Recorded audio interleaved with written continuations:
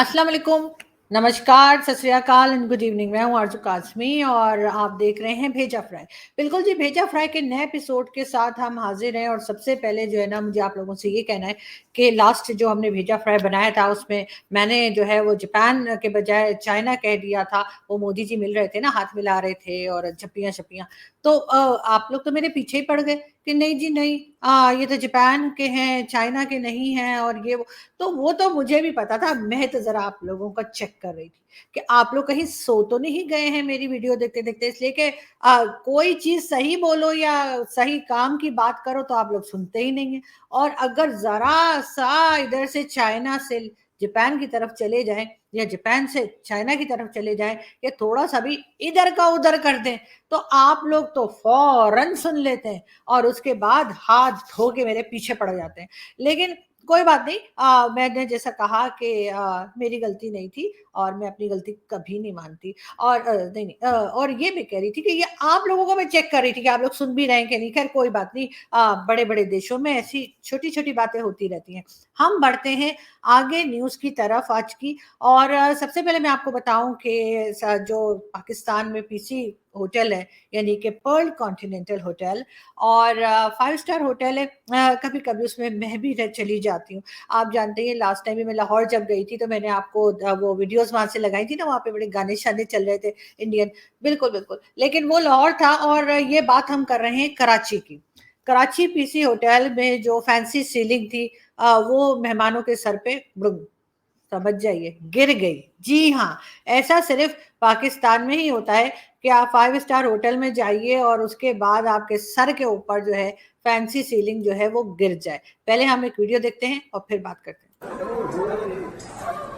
ले गए क्या उठा के? लोग हैं क्या स्कूल के? लोग हैं? पता नहीं एकदम से कैसे गिर गई।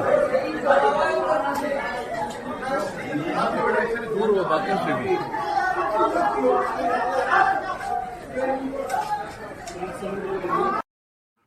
जी, ये कराची पीसी होटल की जो थी वो वीडियो थी और आप देख रहे थे कि ऊपर से फैंसी सीलिंग जो थी वो गिर चुकी है। इतने लंबे-लंबे ये लोग बिल देते हैं, इतने पैसे लेते हैं ये लोग और उसके बाद जो है मैनेजमेंट किस तरह की है आप देख सकते हैं कि 5 स्टार होटल, ये भी नहीं कि कोई वैसे ही कोई होटल हो, यानी 5 स्टार होटल की फैंसी सीलिंग जो है वो लोगों के सर के ऊपर गिर गई। उस वक़्त वहाँ पे शादी का कोई फंक्शन चल रहा था और सुना यही है कि कुछ लोग ज़ख्मी हुए हैं और 2 लोग जो हैं उनकी शायद डेथ हो गई है। बहुत अफ़सोस की बात है, लेकिन बहुत ज़्यादा मैनेजमेंट को ये चीज़ चेक करनी चाहिए कि जब आप इतना ज़्यादा पैसा लेते हैं उसके बाद भी अगर लोगों को यही खतरा रहे कि कहीं हमारे सर पे कुछ ना गिर जाए, तो फिर क्या फ़ायदा। और जो लोग अब जाना चाहते हैं, चाहे पाकिस्तान का कोई सा भी 5 स्टार होटल हो, तो ज़रूर एक बार डबल चेक कीजिए और वहाँ की मैनेजमेंट से पूछिए कि जी ऐसा तो नहीं है कि हमारे सर पे कुछ गिर जाएगा या फैंसी सीलिंग आपकी ठीक से लगी है या नहीं। और अगर तब भी डर लग रहा हो तो हेलमेट-शेलमेट पहन के बैठें, क्योंकि यहाँ तो जी कुछ भी हो सकता है। और जैसा मैंने कहा कि लास्ट टाइम लाहौर जब मैं गई थी तो मैं भी पीसी में रुकी थी और अभी मुझे लाहौर फिर जाना है, कुछ काम है, तो मैंने वहीं रुकना है। लेकिन मैं यही सोच रही हूँ कि मैं भी कोई हेलमेट खरीद ही लूँ। कम से कम ये ना हो कि वो सर पे कुछ गिरे तो वो हेयर स्टाइल खराब हो जाता है ना, आप लोग तो समझते हैं। ख़ैर कोई बात नहीं, हम आगे बढ़ते हैं क्योंकि इस तरह की चीज़ें तो पाकिस्तान में आम है, लेकिन इस तरह की चीज़ें आम नहीं है, सॉरी, क्योंकि ये फर्स्ट टाइम हमने देखा कि कहीं 5 स्टार होटल में कुछ इस तरह का हो जाए। मगर फिर भी आई होप कि लोग इसके ऊपर तवज्जो देंगे और इस चीज़ को जो है आइंदा हम ऐसा होता हुआ नहीं देखेंगे। खैर हम आगे बढ़ते हैं और हम बात करते हैं इमरान खान साहब की, यानी कि जो हमारे पहले प्राइम मिनिस्टर भी रह चुके हैं। इमरान खान साहब अभी कुछ देर पहले भी प्रेस कॉन्फ्रेंस कर रहे थे। खान साहब ने कहा कि मैं 6 दिन के बाद फिर आऊँगा। आज फिर उन्होंने कहा 6 दिन के बाद फिर आऊँगा। खान साहब तो 5 दिन के बाद बोलना चाहिए था ना, 1 दिन तो पहले ही निकल गया। खान साहब का मैथ्स बड़ा खराब है जी, मुझे लगता है कि स्कूल में जो है ना मैथ्स में इनको कोई नंबर नहीं मिलते होंगे। लेकिन खान साहब ने कहा कि जी मैं 6 दिन के बाद फिर आऊँगा। पिछली बार जब मैं आया था ना तो मेरी तैयारी-श्यारी कोई नहीं थी। ठीक है, तो बगैर तैयारी के खान साहब आ गए थे आप। ये तो आपने गवर्नमेंट में आने के बाद भी कहा था कि जी मेरी कोई तैयारी नहीं थी और मुझे गवर्नमेंट दे दी कि लो जी मुल्क चलाओ। तो मैंने 4 साल जो है किसी न किसी तरीके से ना कुत्ता रेड़ी की तरह जो है मुल्क को चलाने की कोशिश की। जी, जी, बिल्कुल। लेकिन अब खान साहब का ये कहना है कि जी मेरी कोई तैयारी कोई नहीं थी और मैं जो है ना वो आ गया था यहाँ पे प्रोटेस्ट करने के लिए।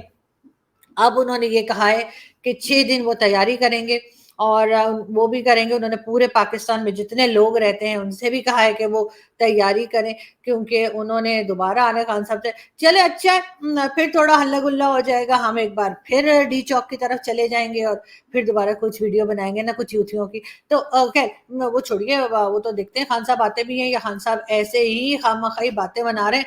मगर उन्होंने ये जरूर कहा है कि जी हमारी कोई डील नहीं हुई थी। मैं वाजे करता हूं, मेरी किसी से कोई डील नहीं हुई। यानी कि जो खान साहब डी चौक आने से पहले ही कहना चाहिए कि यू टर्न मार के, हमेशा की तरह जो यू टर्न के माहिर हैं, उन्होंने यू टर्न मारा और उधर से 9-2-11 होके वो चले गए बनी गाला। तो लोगों ने कहा कि जी लगता है कोई डील हो गई है। तो अब खान साहब कह रहे हैं कि नहीं जी मेरी कोई डील नहीं हो गई, लेकिन उसके साथ साथ शहबाज शरीफ साहब को भी गुस्सा आ गया। उन्होंने कहा ये क्या तमाशा है भाई। तो उन्होंने कहा है कि जी अगर खान साहब को कोई भाषण देना है, कोई डिक्टेशन देना है या कोई भी इस तरह की बात करनी है, अपने घर जाके दें, ठीक है ना, यहाँ पे पार्लियामेंट में ना दें। और अब हम देखते हैं कि खान साहब अपने घर में भाषण दें। खान साहब का तो घर में भाषण कोई सुनता ही कोई नहीं है, आपको तो मालूम है ना कि वो बुशरा भी नहीं सुनती। और शेरू खान साहब का कुत्ता, बोले तो डॉगी, वो भी नहीं सुनता। तो अब खान साहब वहां किसको सुनाएंगे। तो इसी वजह से खान साहब बार बार मीडिया को बुलाते हैं और मीडिया ब्रीफिंग्स देते हैं और बार बार कहते हैं कि जी मैं तैयारी कर रहा हूँ। खान साहब कौन सी तैयारी कर रहे हैं। लास्ट टाइम जो कुछ हुआ था वो सभी को मालूम है और सभी जानते हैं कि आपका जो प्रोटेस्ट करने आप आ रहे थे, जो धरना देने आप आ रहे थे, वो कैसा रहा। अगर लोगों को नहीं पता तो हम बता देते हैं। ਵੇ ਪੁੱਤ ਵੈਦ ਤੂੰ ਕਿੱਧਰੋਂ ਆਉਂਦਿਆ? ਉਹ ਮਾਂ ਜੀ ਇਮਰਾਨ ਖਾਨ ਦੇ ਧਰਨੇ ਤੋਂ। ਅੱਛਾ ਤੇ ਪੁੱਤ ਦੱਸ ਫਿਰ ਹੁਣ ਕੀ ਬਣਿਆ ਤੁਹਾਡੇ ਧਰਨੇ ਦਾ?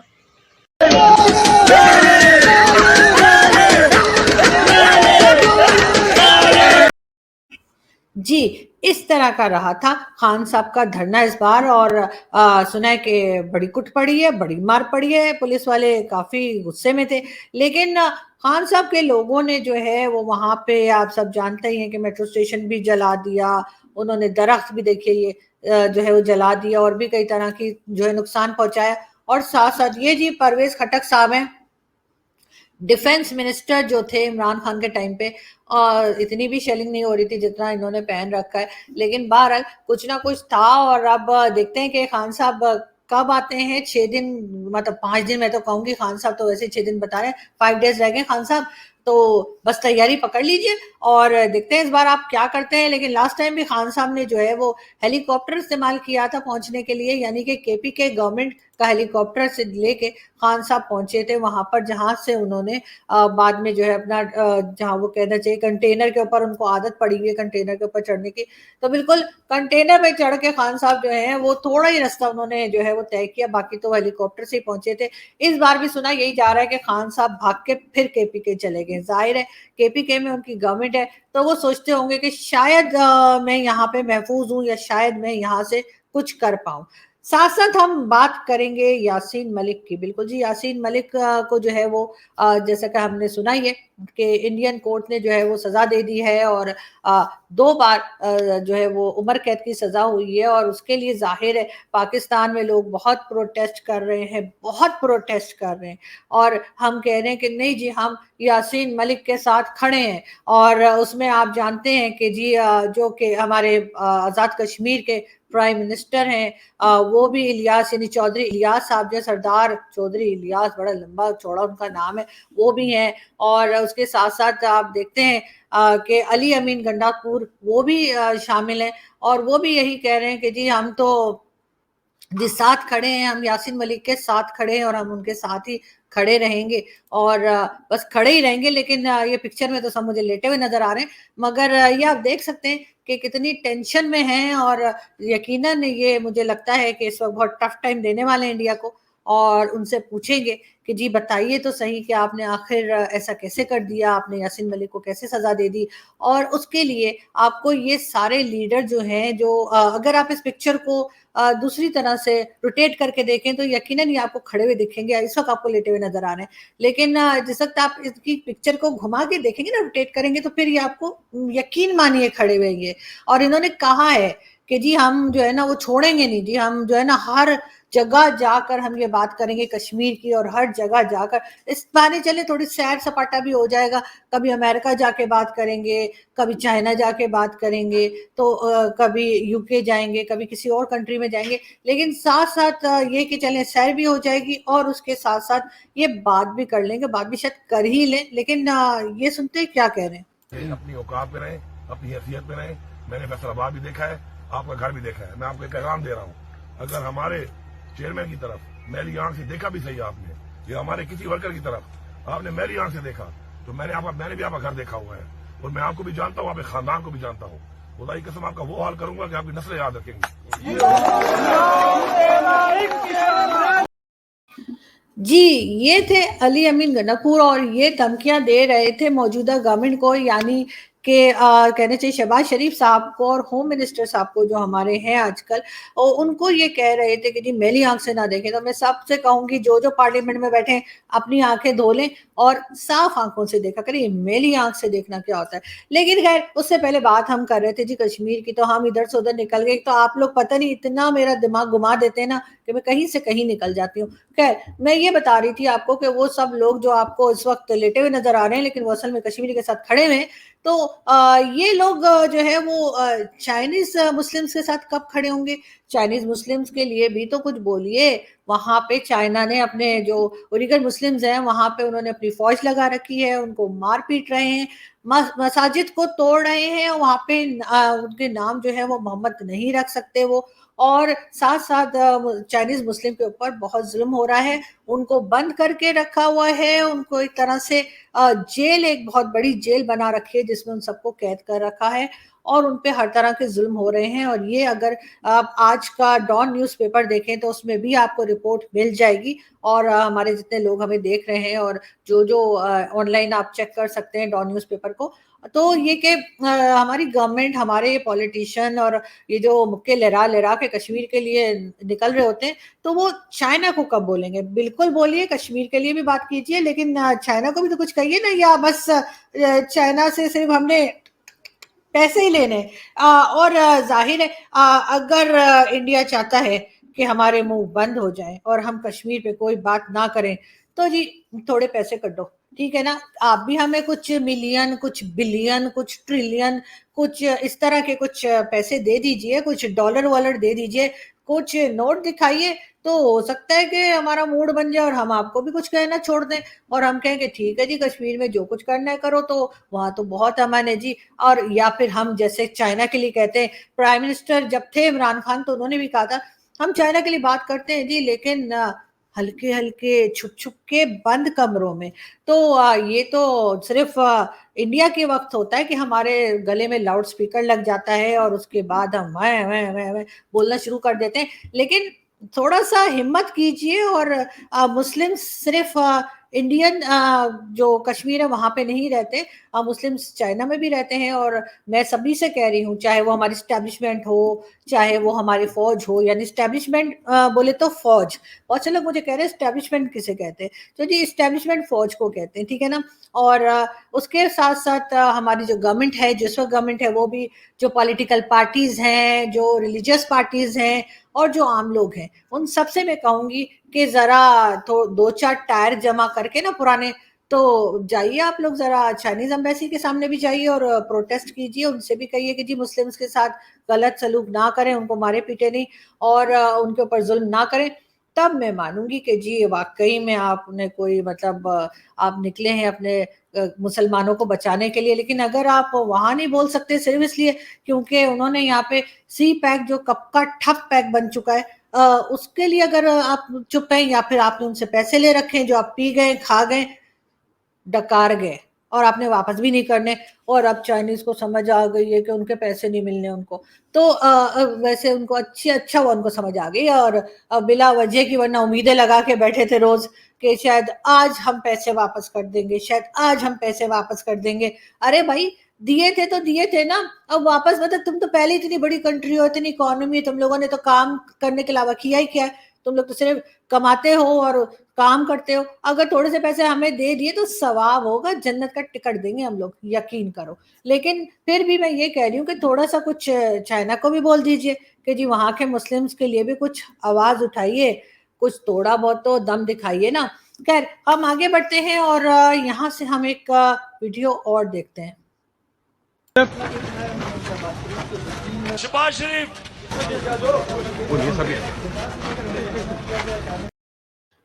ये तो खैर इमरान खान साहब इतने जोर जोर से आवाजें देते हैं सबको कि सभी घबरा जाते हैं, लेकिन यहाँ पे इमरान खान के जो सपोर्टर्स हैं वो मतलब एक्टिंग बहुत अच्छी करते हैं।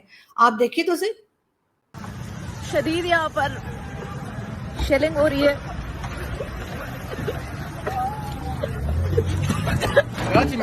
पीछे कौन है? पीछे तो देखो, उधर देखो। 50 रुपया कट ओवर एक्टिंग के वजह। जी बिल्कुल, ये जी शदीद शेलिंग हो रही है बता रही थी, और ये मैडम जो हैं ये बिल्कुल पीटीआई की सपोर्टर हैं, और लेकिन बहुत थकी हुई एक्टिंग कर रही थी, और बिल्कुल अक्षय कुमार ने सही कहा कि 50 रुपए काटो इनके ओवर एक्टिंग के। और पीछे आइसक्रीम वाला आराम सुकून से घूम रहा था। ये कौन सी शेलिंग थी जो सिर्फ इन्हीं की आंखों में जा रही थी?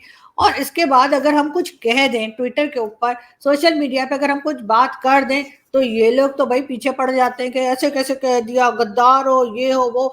मुझे तो आज सुबह सुबह भी जो है एक जो पीटीआई की मेंबर हैं, सपोर्टर हैं, सुबह सुबह उनकी कॉल आ गई, और मैंने भी यूं फोन उठा के सोते सोते उठाया, तो मुझे कहने लगी तुम्हें शर्म आनी चाहिए कि तुम हंस रही हो वहां पे ट्विटर पे। मैंने कहा ऐसा क्या हो गया जी, मैंने क्या कर दिया? पता लगा जी उनकी भी कोई इसी किस्म की कोई एक्टिंग वाली वीडियो थी, तो मैंने कह दिया कि और मत हंसाइए, मुझसे और नहीं हंसा जा रहा। तो खैर वहां पे भी उन्होंने मुझे दो चार सुनाई, और उसके बाद उन्होंने मुझे फोन करके भी जो है ना अच्छी खासी मेरी मतलब जिसे कहना चाहिए ना मेरी खातिर की फोन पे। तो लेकिन गलत बात सिर्फ ये है कि जब मेरी बारी थी, मैंने आपकी सारी बकवास सुन ली ना, जब मेरी बारी आई बकवास करने की तो आपने फोन बंद कर दिया। मतलब ये क्या बात हो यार, मेरी मतलब मेरी कौन सुनेगा? मेरी आप लोग भी नहीं सुनते, आप लोग भी सो जाते हैं बीच में पॉपकॉर्न खा के। खैर कोई बात नहीं।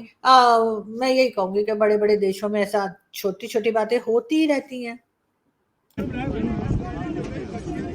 ये हम सारे इस वक्त ये दुनिया यहाँ पे खड़ी है, और ये आगे सारे जो है ये यहाँ पे लगा दिए गए हैं शेल, ये कंटेनर लगा दिए गए हैं, और उस साइड से आंसू गैस की शेलिंग हो रही है। ये आप देखें, ये आंसू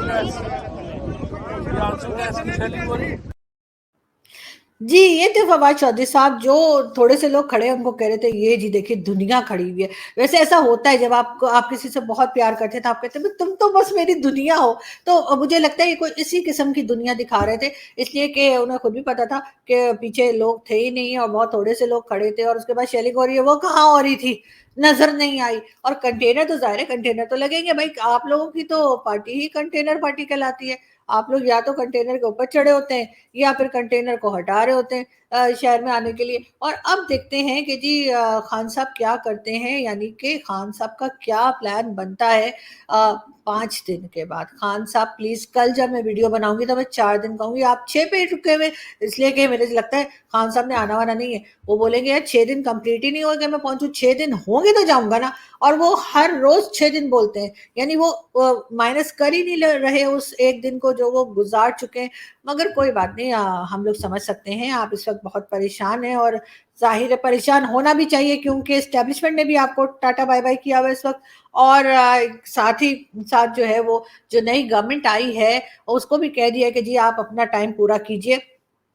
फ्यूल प्राइस उन्होंने बढ़ा दी है, और जो है पेट्रोल और डीजल पे जो है वो 3 रुपए क्या हो गया, 30 रुपीज। हाँ जी, 3 के आगे जीरो भी लगा दीजिए ना, जीरो की भी अहमियत होती है।